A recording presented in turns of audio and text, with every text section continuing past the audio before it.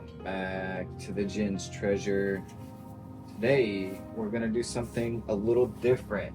We're not gonna be wire wrapping. I've already done a few resin tutorials, but I plan to take it a little bit more serious this time. Hence the change of the angle. As well, generally in my past videos of resin making, they just haven't been great. I kind of like jump into it already halfway started and like halfway explain the process, maybe just like verbal description of what I've done so far or what I'm going to be doing, and then a finished product clip as well. So instead of doing that, we're going to take it more serious and we're going to start from the beginning. So with that, we'll jump right into it. And the first step of resin making is to clear your station and to prepare. A lot of good resin making is all about good prep work.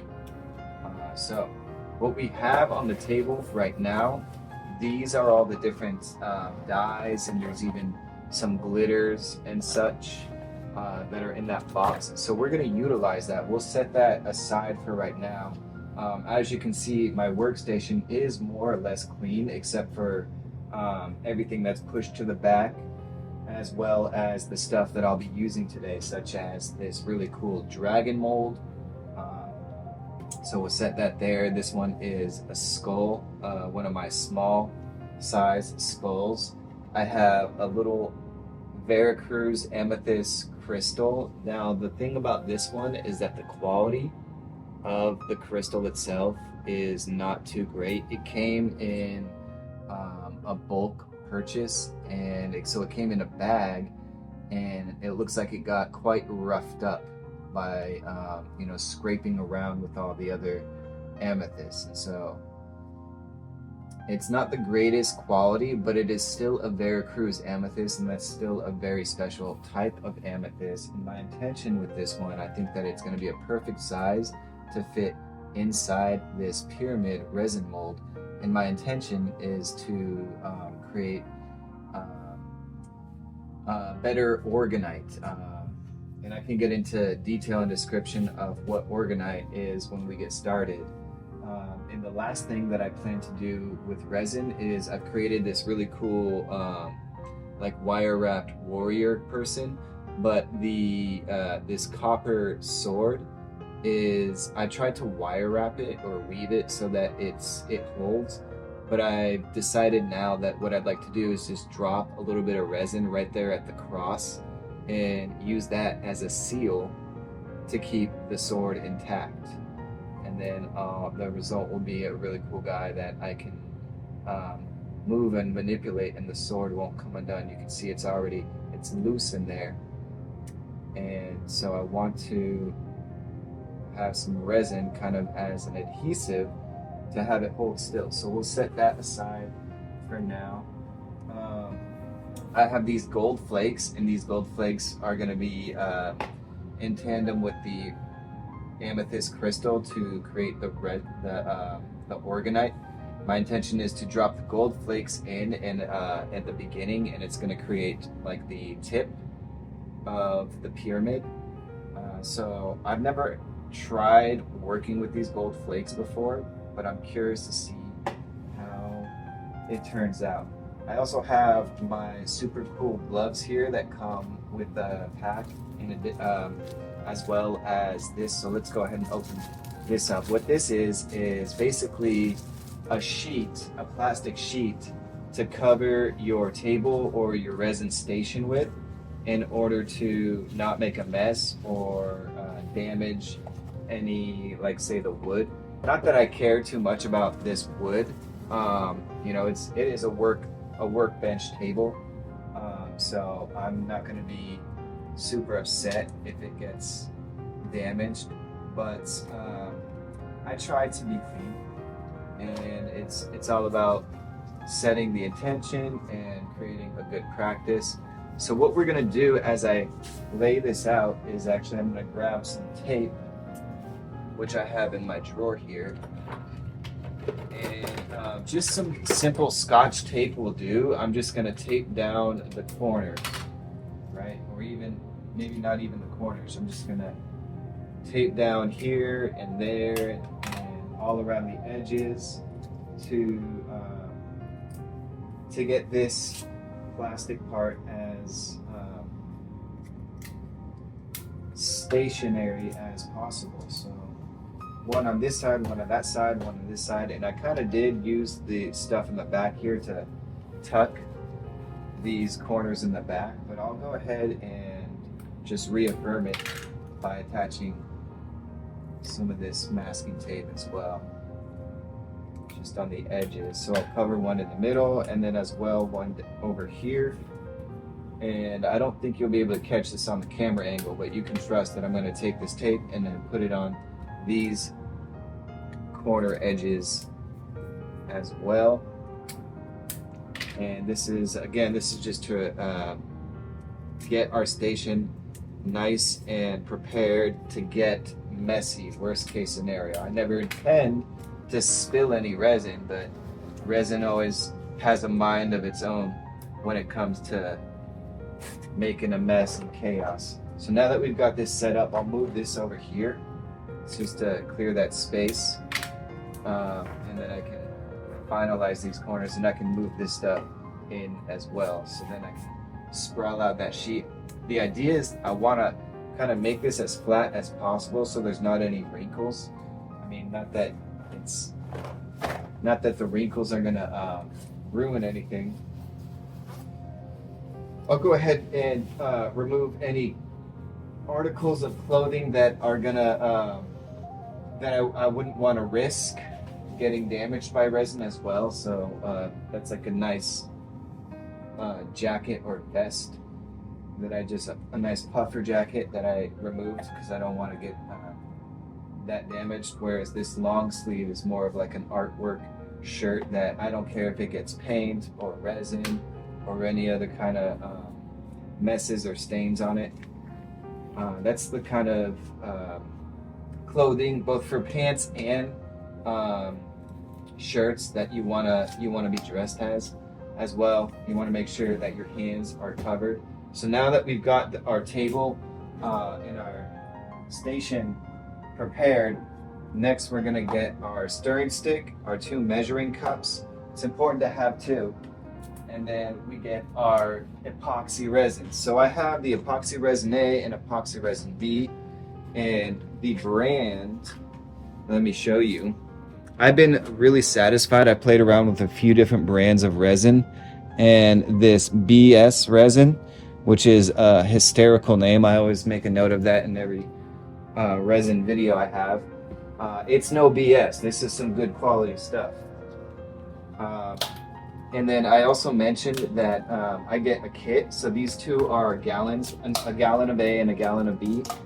And in that bulk purchase, you can see my my cups. I reuse my cups because, like, I'll show you.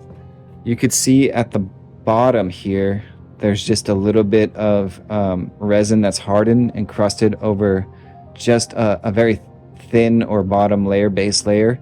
I also sometimes I'll let it crust and solidify all the way up to an ounce, and that way I can calculate, like, okay, so if I poured in the other cup that doesn't have an ounce of hardened resin in there, I would just subtract a number here. So if in the other cup I filled up all the way to 4 ounces here, in this one I would fill all the way up to 5, because that crusted hardened layer subtracts 1 ounce. So these are recycled cups. Not that I don't have enough cups from the bulk supply. I'm just like that, of that mind of recycling as much as possible. So you can see this is the old popsicle stirring stick, and we're gonna go ahead and toss that because that one snapped in half. And I have plenty more over here, just like I have plenty more gloves and mixing cups as well as the play sheets. This is my little resin cubby. I've got all my molds and resin supplies in there.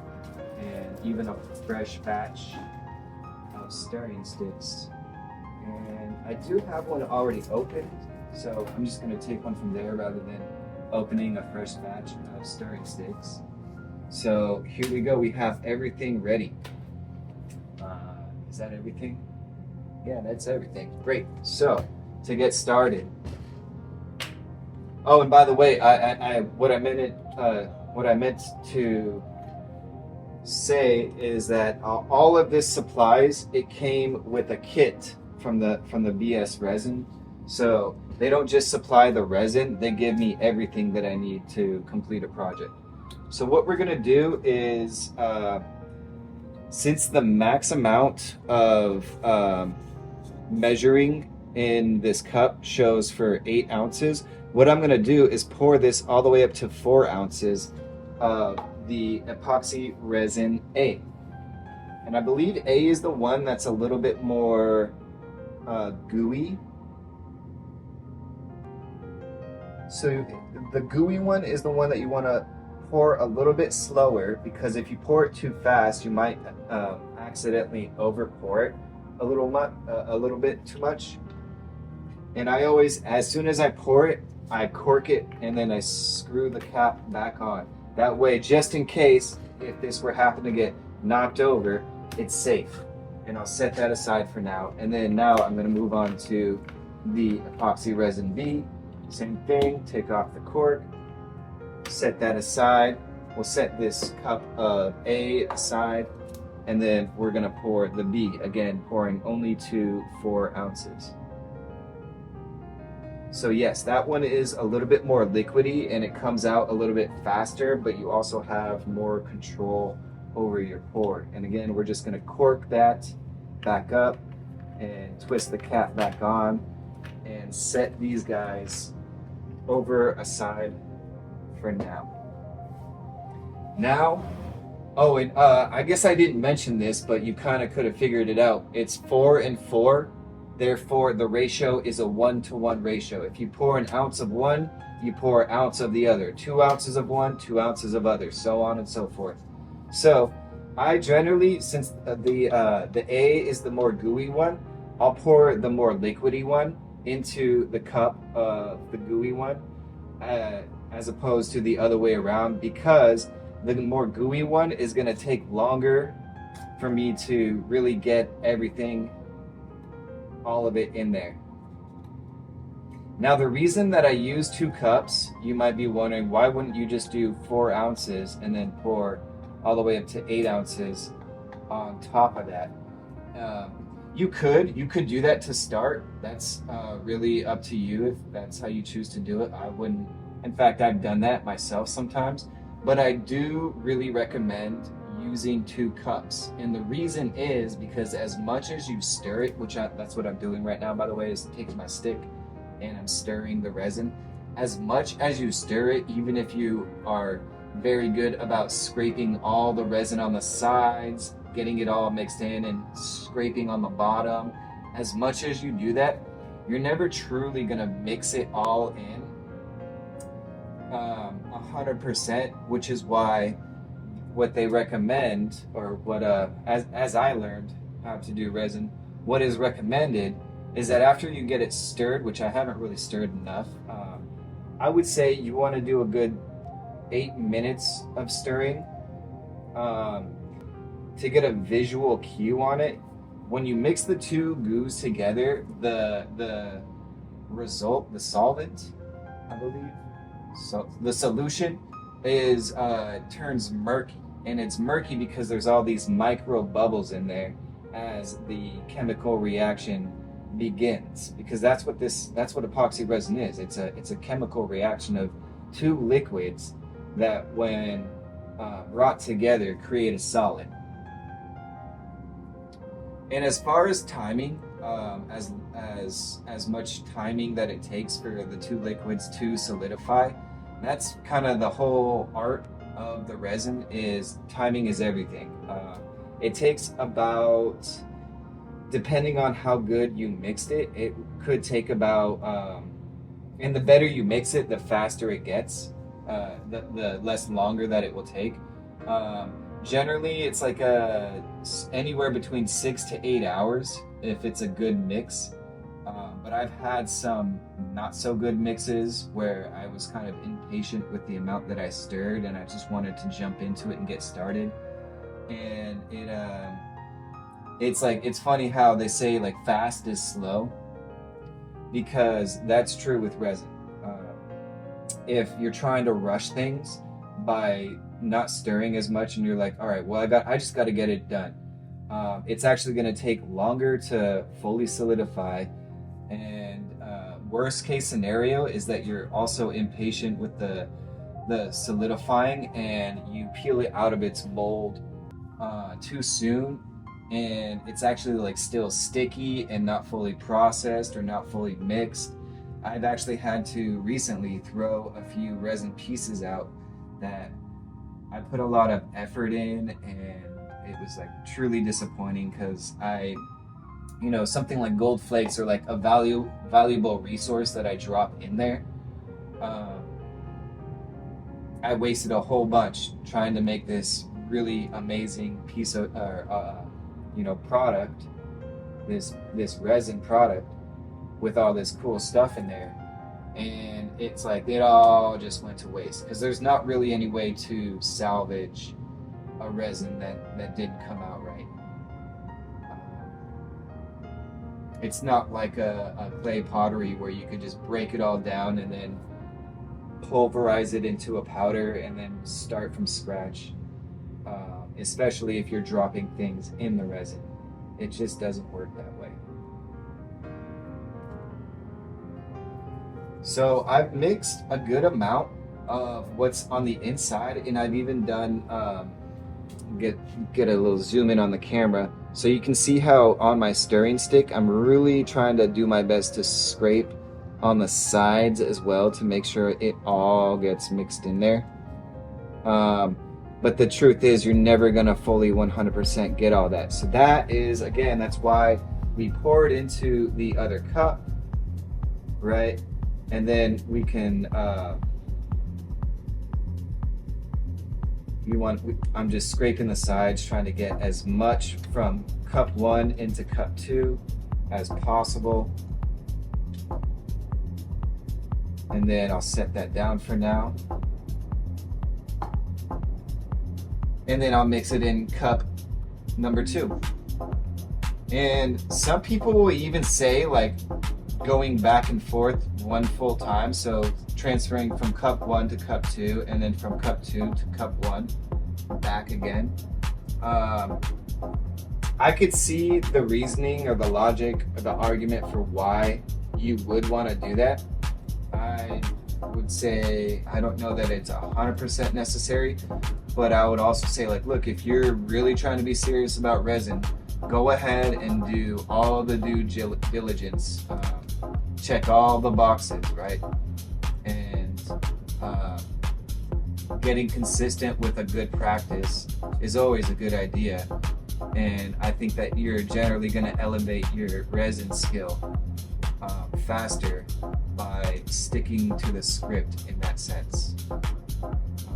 Which is unusual for me to say, because I am the type of artist that likes to live free, break all the rules, and just do my own thing, and turn even if a creation is turning into a mess, I just say well, power through it and get creative and find creative solutions. And that is my approach and philosophy to art as an artist.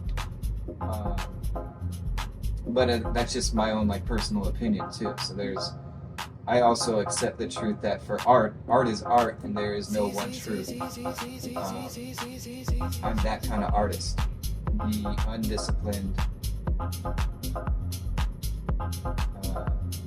raw, natural type. So I'm gonna go ahead and, despite that whole inspirational speech on how you could be an artist of any kind, I'm gonna stick to that script and pour it all back into cup 1 and really get a refined mix. and then I'll do a little bit more mixing, and then from there I'll be ready to show you what's next, which is the pouring. And there is, especially if you're using like glitters, which I will intend to use for that dragon, there really is a trick to it, as well as dyes. There's a trick to that as well. Fortunately for me, the whole resin mold, which honestly this is a really cool mold. I recommend anybody who's interested in experimenting with resin. First, you can start with basic shapes like a pyramid or a cube, or any type of basic shape. But then once you get more comfortable, go ahead and move on to something that's a little bit more mid-advanced. The thing is that if you can see in there, like where on the interior, there's all these grooves and stuff. The trick is to make sure that there's no pockets where bubbles collect. And that's also true of the pyramids. The pinpoint tippy top of the pyramid, which is all the way down at the bottom of the mold there. Generally, if you're not careful, that will generate a little bubble there, and so when your mold comes out, it's like it's a beautiful pyramid, but it's missing the top, it's missing the peak, and maybe somebody else won't notice, but you'll see it and you'll know, and that's gonna be a thing that I don't know, maybe you don't care, but for me, I would say like that's one of those things where I'm not a perfectionist, but that's one of those like easily solvable things that you can avoid, and those are the mistakes, if you will call it a mistake. Those are the things that drive me crazy. So as I keep stirring along in here, I can feel there's actually a temperature change, and that's part of the chemical reaction, is that there's a thermal reaction as well. You'll feel it's not going to be burning, but it gets warm. You know, it's like set to lower than a low on a burner, right? Because it's not going to burn you, but you're going to feel some warmth to it. Let's see. I hadn't really thought much past this as far as preparation. I know that I want to do gold flakes at the tip of the pyramid, and then I'll drop the amethyst in afterwards. And also, by the way, for having, I could show you this trick too. For having a crystal or whatever you want to be suspended in, to be like in the center of the pyramid, as opposed to me like dropping it in, because it's a liquid, right? It'd be like dropping it in a cup of water. The stone would just sink right to the bottom, as well as any glitter that I might be using. So let's see, what are we gonna do? I'm thinking I want to design a dragon that's gonna have silver glitter as the scales, I'm gonna pour a little bit of resin in, and then I'll drop the glitter in, and then I'll pour more resin in, and all that glitter, I'll pour it in kind of immediately. And what that's gonna do is that glitter, even that glitter that is weightless, it still carries more weight and less buoyancy than the resin itself, and it will just drop. It will just sink straight to the bottom. But remember, the bottom is the top, because the molds are always upside down. That's why the skull, you can see, this is how the skull looks, that you can see the skull shape, the head shape, but it's upside down, and that's the rule for all resin, as well as the pyramid, right? It looks like more of like a wine cup opening up, but then when we remove it, this is actually the base. So what I'll do first is drop just a little bit of resin into that tip of the pyramid there, and I know that that's going to collect a little. I can already see it. There's a bubble, just like I said, at the peak, at the tip of that pyramid. And so I have my trick is to get a little pokey And since I'm a wire wrapper, I use copper wire as my pokey. Although this is an old pokey, so it has a little bit of resin residue on the tip there. So to overcome that, I'm just going to take my pliers and clip off the tip, and now it's a clean pokey. And with the pokey, what I do is just poke at the bubble at the tip, and any other type of bubbles, I just poke at them. Usually the bubbles will float to the surface if they're not stuck to the edges. Sometimes the bubbles will get stuck to the edges of the mold itself, and those are the ones that you got to look out for, because those are the ones that are not going to float up to the surface. And even the ones that float up to the surface, I'll use the pokey to kind of poke and pop them as they rise up to the top. So now that I've got that situated, the next thing I'll do for that is I'll drop in the gold flakes. But before I do that, I'm gonna move on to the dragon. And you can see how I'm pouring is kind of in the center of the mold, and then working my way out towards the edges. And also notice the technique I have with the using the stir stick as the control or the guide for how the rest of it pours. Because with the stir stick, where the resin pours, it's a lot more of a narrow or focused point, rather than like the whole lip of that cup and everything just spilling all over and me kind of missing my aim. With the resin, with the popsicle stick flat, I can use that flat edge and have more of a precision pour. And I'll set that aside for right now and do the same thing. I'm gonna hunt for any pockets or bubbles, and I can see there's a bunch inside all of these scales or spikes, whatever you might call them. And I just kind of like wiggle at them or poke at them, so it loosens them up. They get detached from the mold, and as soon as they're detached from the mold, they generally just float right up to the surface. And there's a lot of these spikes or scales. I'm gonna call them scales for lack of a better term. There's a bunch of these scales which create a bunch of bubble pockets. So that's what I'm doing right now, is just taking my time and hunting all the scales, leaving no scale unturned.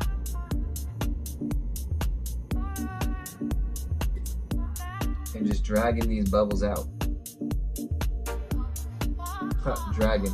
Dragging these bubbles out. Get it?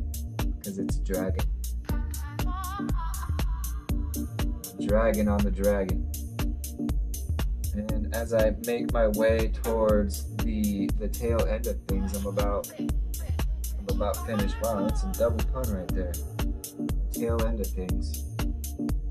Although we still have a lot to cover as far as pouring this resin. And by the way, I don't know, whatever, I'll throw him a bone. I recently saw on my social medias, there's something that's up and coming called Skool, Skool. Oh, I think that there's somebody's at the door. Maybe there's just somebody outside. Yeah, so there's this Skool thing that's online, and I've been seeing them advertising that they're looking for like a virtual resin instructor. So maybe I'll reach out to them at some point. Who knows, maybe even this video will become part of that Skool program. Wouldn't that be cool? Yeah, so I'm just kind of covering And I can see also as I get all these bubbles liberated from their pockets, I can see that it like lowers the level of resin because the resin sinks into that space where there once was a bubble pocket. So now I'm ready to do a second pour. And my intention with this is to just get everything to a surface, an even surface level where I've covered all the pockets. And I spilled a little bit there, but that's all right. We're prepared for that. That's why we laid down our sheet, our protective sheet. All right.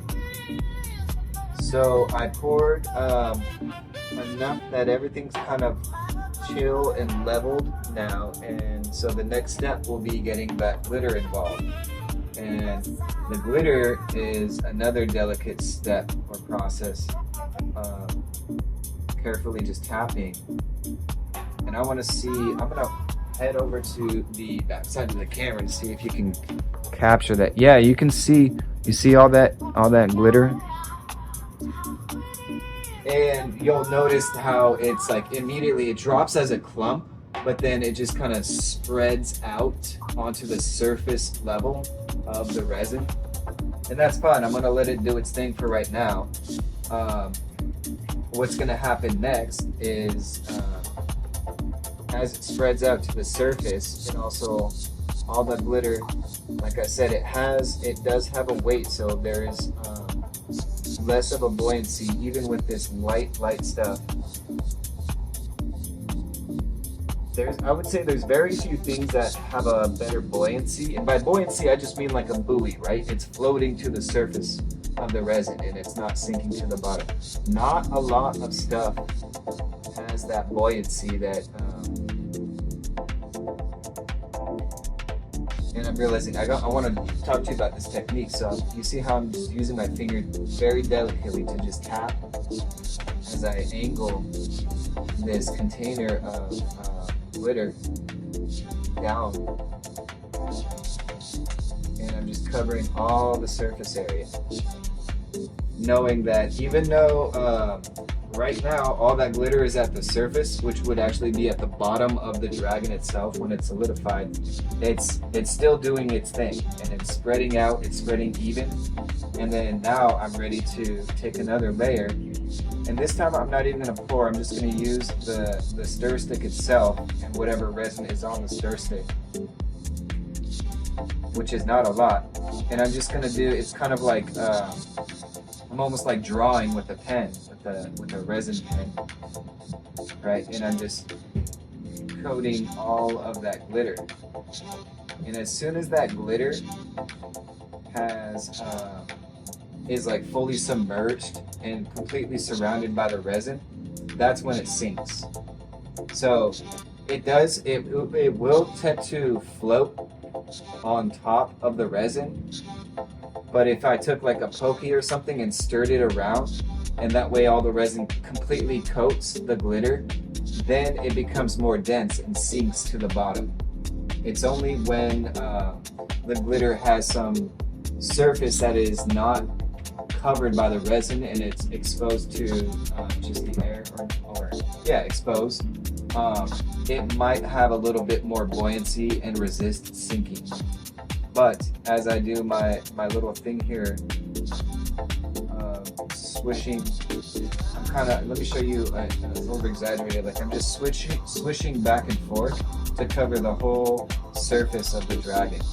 And as I do that, I can see that the glitter now is starting to sink to the bottom.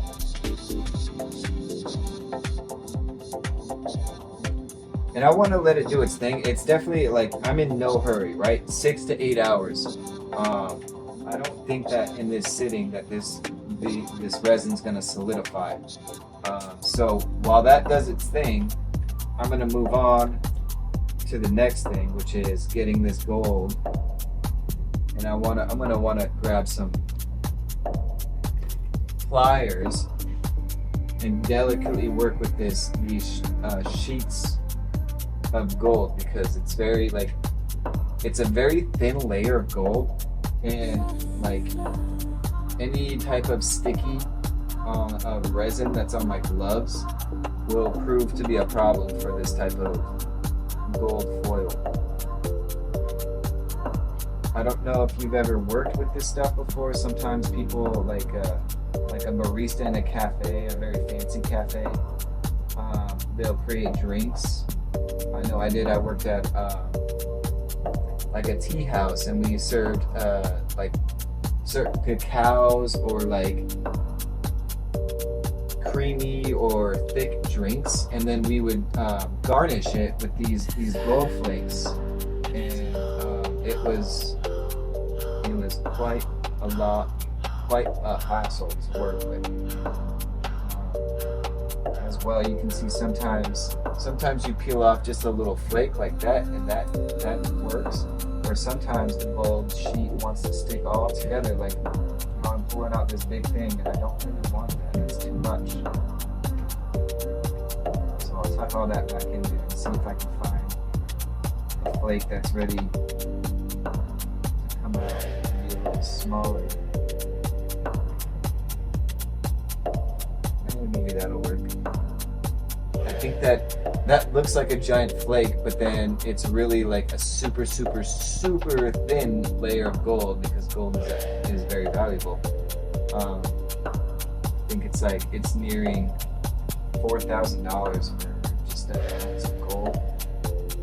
Is it an ounce, or it might even be a gram? I think it's an ounce though, which is still not a lot. That's like a little gold nugget, maybe the size of this amethyst or something. $4,000 for gold. It's crazy. That's inflation for you in this economy.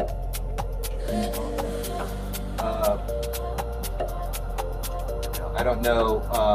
This is going to be a video for the internet, right? So whatever year you're watching this, right now for me, the year is 2000. We're about to move into 2026. We're about to have Christmas. Yeah, times is crazy over here. All right, so I've got all the gold. I feel satisfied to, I'm gonna do that same thing where I just drizzle the resin on top of the gold, and I can see how it just immediately like melts it all down, and that's all gonna sink. Hopefully it will sink. It's my intention anyway. I've actually never worked with these gold flakes before, so that will be interesting to see how that works. What I am worried about, I'm tempted to just take my pokey here and poke it all down. My concern is that if I do that, the gold might get stuck to the pokey. We don't want that. But you know what? There's only one way to find out, so I'm gonna go ahead and just poke it. I'm gonna poke the bear.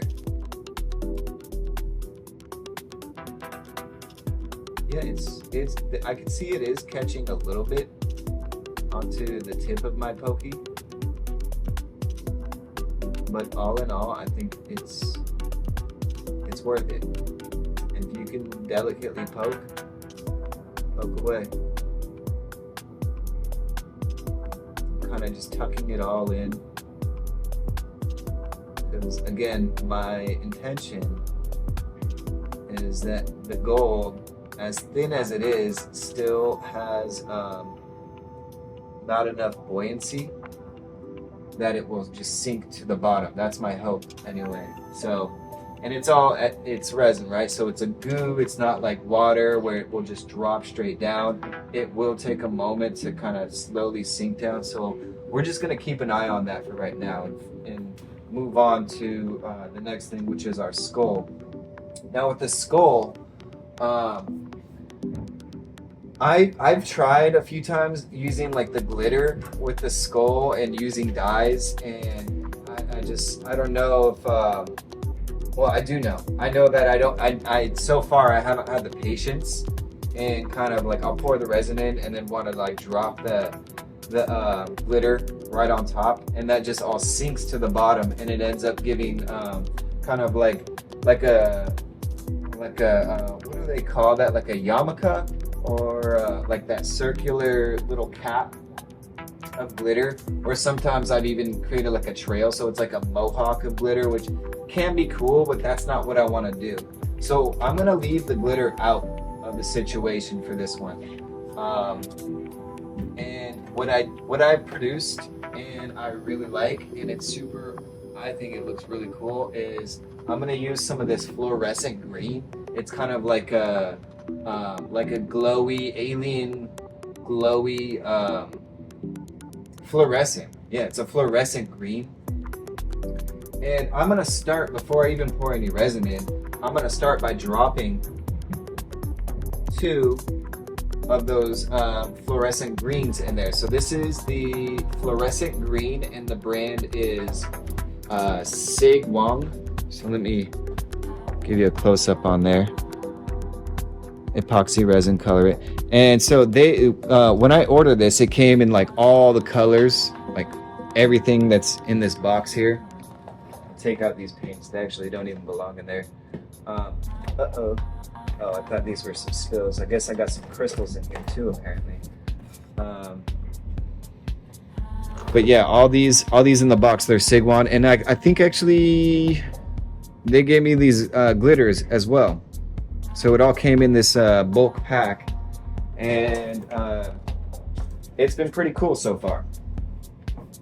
So we're gonna do some alien green for the skull, and now that I've dropped that in there, what I will do is I will do my best to aim for, as you can see, there's like that pour streak, and there, that's like the precision. So my intention is to, I'll dip it again, and to try to just aim and have that pour streak drop right on top of the, where I have the drop of green. In fact, I want to see, can you see? I don't want to move it around too much in there, but maybe we can catch a little bit. I'm kind of pouring it, moving it around, but you can see how it's just like a little droplet of green in there. So my idea, or my intention, is to take that stream of resin from my pour stick and drop it directly on top of that green. And by doing this, you can kind of produce some cool effects.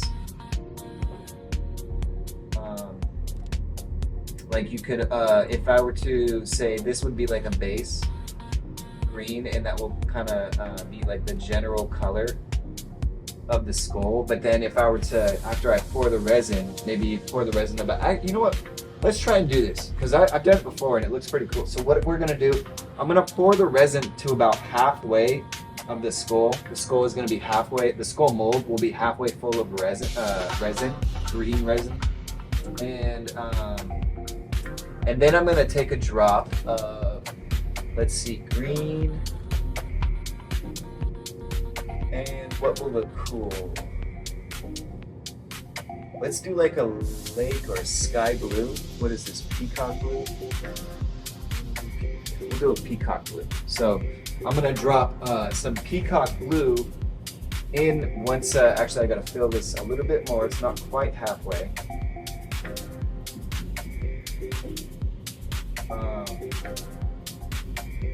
And I might just take the camera off the tripod so that I could show you. Maybe just re-angle the tripod, because I want to show you what it looks like when I drop the like one drop. Well, I'll do more than one drop, but 2 drops of this peacock. And this is where it's going to be really, really essential and important that I get the precision of where I pour. So what I'm going to do actually is scrape off my resin stick, my pour stick, and then cover that over so I feel that it's confidently right on top of the peacock. Actually, I told you I would adjust the camera angle, so let's see if we could bring you in a little bit.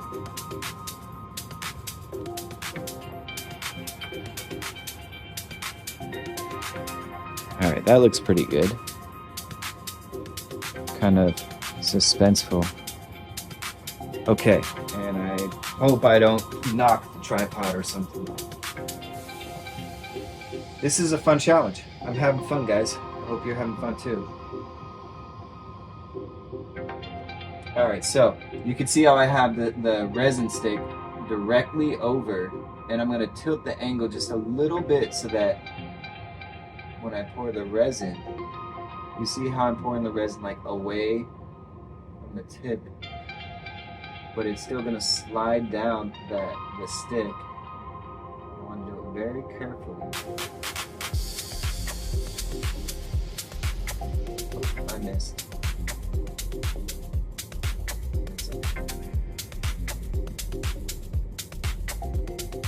So the effect I'm creating, you see how it's created a bubble. It's kind of like, it reminds me a little bit of, I mean, it's not the greatest because I broke on the perimeter over there, you can see. But the idea is that it blows up a blue bubble, a perfectly sphere bubble of peacock blue inside that green resin. So that was the idea. It was kind of unsuccessful because I'm still kind of a novice amateur resin instructor. But that's okay. Sometimes, and it's also, you want to be careful not to do too much, but sometimes when I mess up like that, what I'll do is I'll take my pokey, or even if I haven't filled up the resin all the way actually, so I'll go ahead and fill up the resin all the way.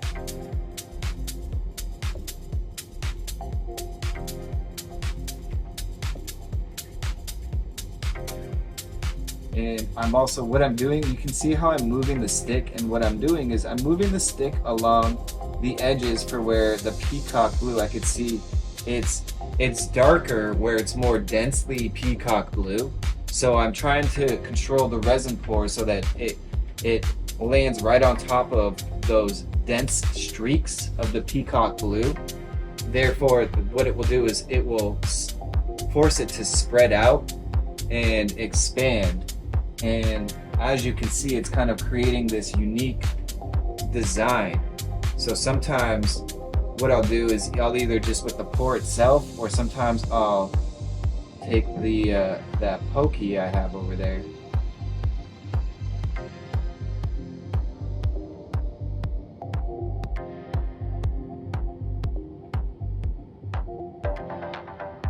I know I stopped mid-sentence. I haven't forgot. I'm gonna just focus on this for a second until it's all the way full. That's sufficient for me. So you can see it's kind of creating this unique design. Or sometimes what you can do is with your pokey, I wouldn't do too much, but you could just take your pokey, maybe one time, do a little swirl like that. Done. And it looks like maybe it's tempting to want to do more and kind of like try to control more of the design, but you really don't have that's resin for you. You don't have a lot of control. It's also too like it's going slow motion, so you can hardly notice it. But I promise you, like as this resin kind of solidifies, that design is gonna change. And it's also the other thing about these pouring into a resin mold, we don't get to see the three-dimensional effect. We can only see this one angle, the base angle of things, right? We don't get to see, it's not transparent. I can't look here and see what's going on in there. I can only look the bird's eye view. And for all I know, it looks way more amazing if I just leave it alone, rather than trying to get the pokey and create the design the way I imagined it. So I'm just gonna leave it alone like that. And I think what I want to do now is actually, I'm gonna take a little bit more of the gold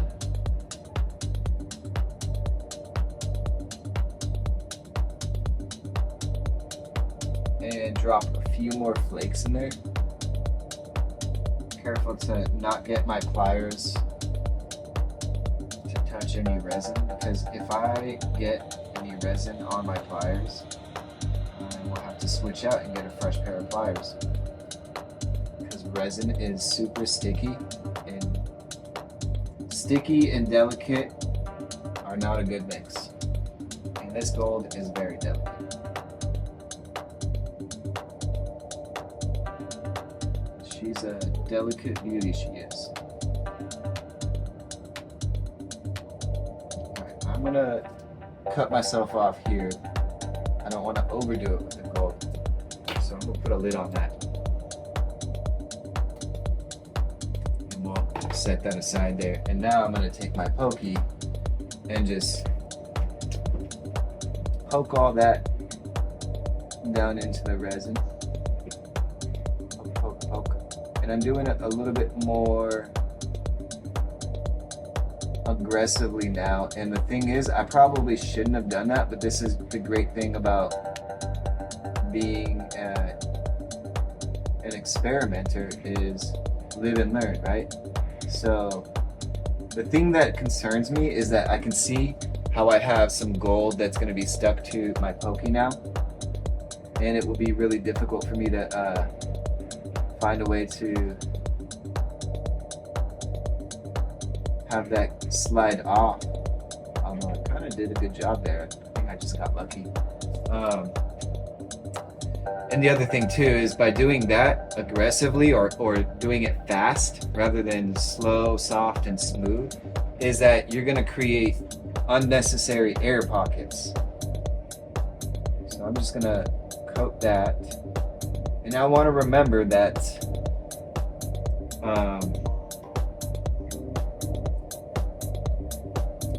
I do want, I want the tip of this amethyst to be visible, but I want it to be fully submerged. It would kind of ruin the whole thing if I were to pour this and then the base tip of the crystal is sticking out from the top, making it not a flat base. That would kind of ruin it as well. So one thing I could have done is measure this more precisely, and it's not going to work actually. So what I'm going to have to do is accept that I will just drop this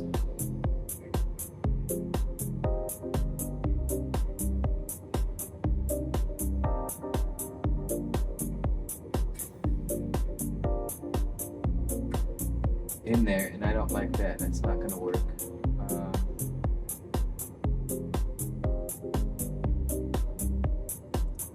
So I wish I didn't do that.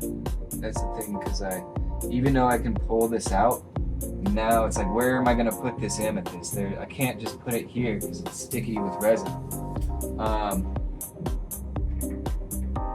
So one thing I've seen people do if they want something to be suspended, I remember I was telling you about this, and then I just got sidetracked and didn't finish completing my thought. What I was going to say is that I've seen people take like clay and have stick this side of the amethyst crystal or whatever the object is on clay, and then also thread something like this through the clay so that it can be suspended on top.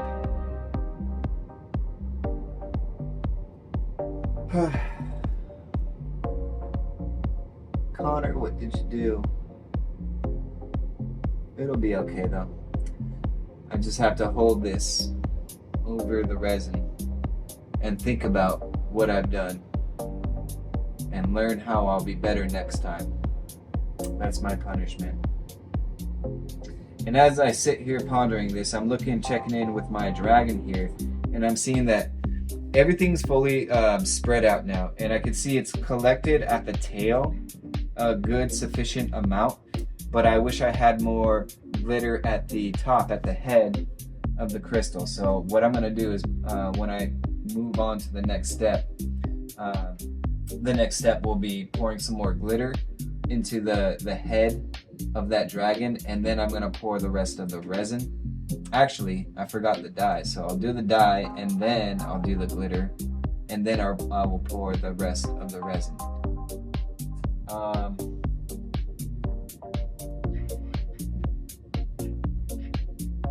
I think I will just have to cut my losses a little bit.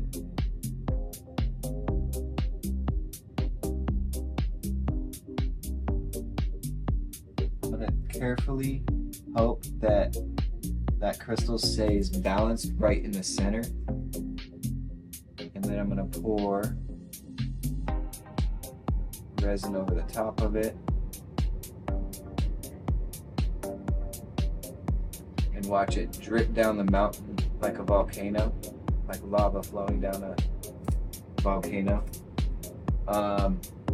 And I'm gonna have to this will be like a 2-session resin piece, because if I continue to pour more resin, what it would do is it would force those gold flakes to potentially rise up, and I want them to stay down towards the tip. I got overzealous by adding too much gold. I will admit that. Lesson learned. And I want to check in over here and see how is my skull doing. It looks great. I'm excited to see how it's gonna look when I remove it. Now let's move on. I'm gonna do a little bit of black dye, and if I don't use a lot of black, I'm hoping that it comes to be more of like a smoky quartz, or like a not pitch black, but it will have a dark hue. So I'm gonna do like a drop of black dye in the head, one in the center, one on each wing, maybe one halfway down the tail, and then one at the tip of the tail. In fact, I'm gonna do one more at the head and one more at the center. I think that will be enough. And from here, oh, and then I'll add the glitter.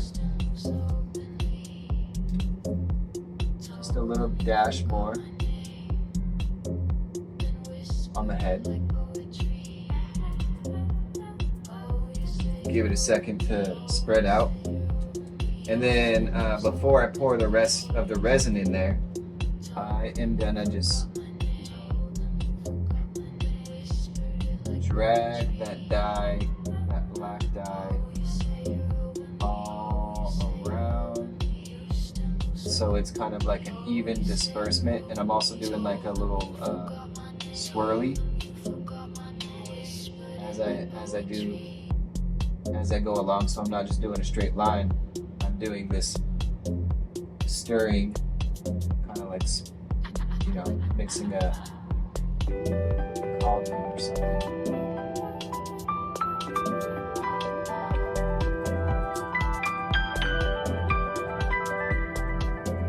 Alright, so I've got a recording, but I'm also getting a phone call, which I will decline because I want to stick with you guys.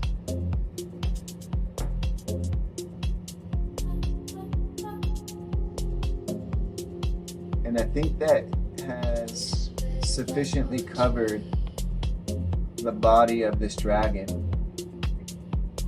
Now I've got a little bit of black dye. I'm gonna do this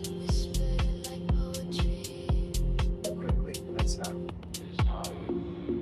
see if that helps kind of clean my pokey by drizzling some resin onto my pokey.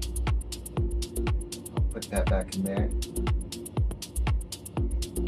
See if I can kind of clean it off on the edges too. And then now I'll be ready to, starting at the center, I'll be pouring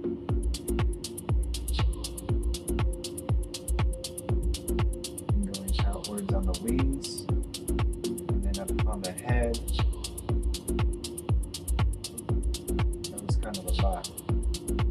So I'm going to stop right there before I pour too much and just kind of examine where I'm at with wings. It's alright because I have more to fill in on the sides of the wings, and I'm going to use my pokey as like a stir stick to kind of guide. And I'm also, what I'm doing at this point with the pokey is bringing that black dye, just dragging it around so that the full body of the dragon is covered in glitter and black dye.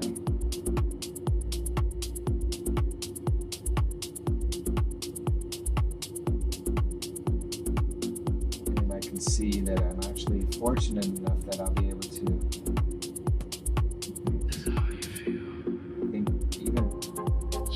a little bit more. I think this table's uneven because I'm seeing it's kind of collecting at the tail, and that's an important thing for anyone to when they're pouring resin to pay attention to, is the evenness of their surface table, their structure. So yeah, I'm content with the amount of mixing, and to counter that unevenness of my table, what I'm going to do is find something thin, like maybe a stack of papers, and slide them under the tail here, so the tail is going to be uplifted. I might even do a few more. I might even bend them in half. You ever seen this table trick? It's a cafe trick. They would take paper napkins and slide them under the wobbly tables to kind of balance it out. It's a nifty trick. And I can see now that I'm also unbalanced over here. So I'll slide it in over there because that's where the resin is building up. And whereas this wing is built up with the resin, whereas on this side, it's not even covered the full wing. So, in fact, I'll do one more even on the head, because now I can see it's just spinning. And I want that current of resin to flow into this wing, but instead it's going towards the head. So I'll lift the head. So now I have elevated the tail, the far wing here, and the head, and ideally that should push all the resin as like a river's current, should push it all out towards this wing. And I'm gonna just leave that as is. I'm gonna pour the rest of the resin that I need, filling on this tail, because the tail is kind of where it all originally collected. So by pouring here, I'm controlling that there's more of a current flowing back into the center body of the dragon, and that's going to move around both the black dye and the glitter. And speaking of the glitter, now is the point where I just kind of dab along the top of the surface at any spots where the glitter has collected. And as I was explaining before, by dabbing at the top surface where the glitter has not fully dropped yet, it's going to completely surround or submerge the glitter in resin, and therefore create an anti-buoyancy effect. So now I have completed all the steps that I fully filled up the dragon, I fully filled up the skull, and I filled up the pyramid to the point where I'm content. And I'm gonna have to come back later once this is solidified and then pour another layer of resin. I might even do some fun things like adding more crystals or something. But for now, I don't want all of this resin to go to waste, but fortunately, I have plenty of other molds to play with. So I want to see, all right, I have just over 4 ounces. So I got to eyeball which mold I have that would eat up 4 ounces.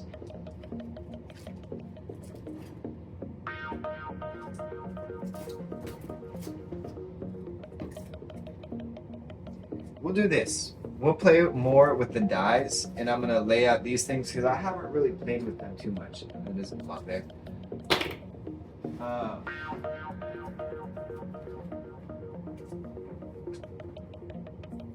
So these are kind of like spirit. I don't know if you could even see it really, but Oh yeah, you can see it. So you've got that that hand. This is a star tetrahedron. And I think it's also one of the symbols for one of the chakras. You got the tree of life here, the Om symbol, the flower of life here, another sacred geometry. You got some cool stuff. Well, you could have it. You could find this. You could find this online. It's just a general mold, and I'm gonna probably pour. I'll pour all of these, and I will probably even still have more resin left over. So I'm gonna readjust the camera angle, bring you back a little bit, and I actually gotta stop here for a sec. So I was gonna go off camera and do a little progress, but I don't want to do that to you guys. I did drop one more of the fluorescent green in there. The thing is that I see my camera, I'm recording on my phone, and like I'm at max capacity of space for storage. So I'll just tell you that we'll check in a minute, like tomorrow actually, when these things have dried, and I'll figure out my storage situation. But I'm just gonna drop like a different color in each of those and pour up the resin, just so you know what I'm doing. I'm not trying to do anything behind your back at all. But with that, I will check in with you guys, and I'll see you soon. Welcome back. Here we are. So this is probably about a full 24 hours later. Not that I needed the full 24. I checked in. First thing that I did when I got up today is check the resin, and it was fully dry. I just had things to do earlier today, so I went out, got that stuff done, and now we're back. So I am eagerly anticipating seeing as well as showing what the results are. So let's start with the thing that I didn't get to show you guys, which is all these cool little I'll call them like coins, and let's bust them out of their molds. So this is the first one. I apologize for that noise pollution. I am in the city of Chicago, the heart of Chicago really. So here we have one of the sacred geometric kind of like a I apologize for my ignorance. Oh, there's a good shot of it. So there you get to see the hexagonal shape, and you can see that I dropped some black dye, and I used some blue glitter on that one. And so this one is actually, it looks like it is slightly flexible, so I'm guessing that all of them are still actually slightly flexible, but the good news is that it is solid. It's not actually sticky, and it's not going to cause a problem. Now, unfortunately, with this one, I see that there's a bubble there, and that's going to be a thing that happens, which is why it's important to stay vigilant and periodically come back and check on your resin pieces, which I did not do. And but all in all, the resins, they came out great. So let's see. I think this one is it's the seed of life. So let's see if we could. Oh, actually, it looks like it's the seed of life, but then there's the Om symbol in there. So let's rotate it and see if we can.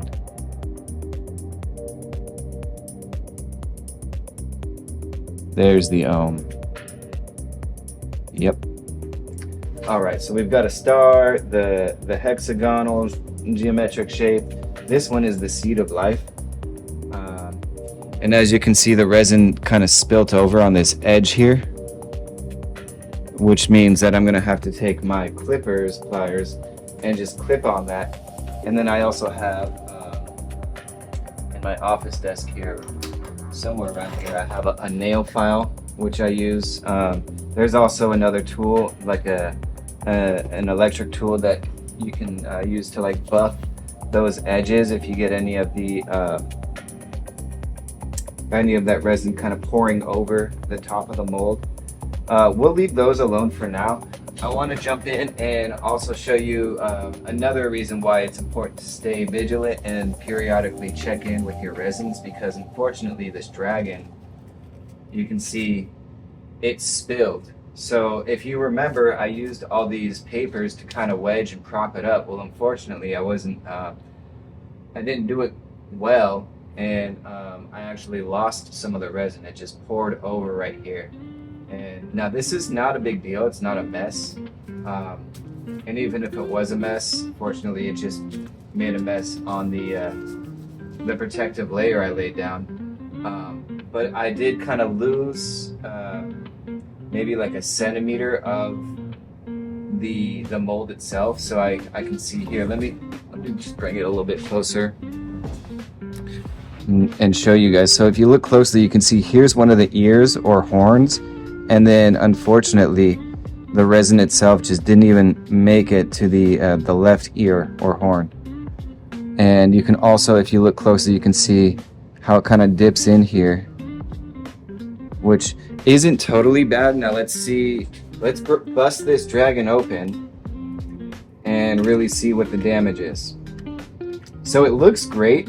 I'm really satisfied with how the glitter and the black came out. Really, I think that it's almost like a Raiders color, or yeah, Raiders, which is silver and black, and I think that those are two colors that really will look nice together. And as I bust that tail free, we'll have a look at how it looks on the top. So this is our dragon.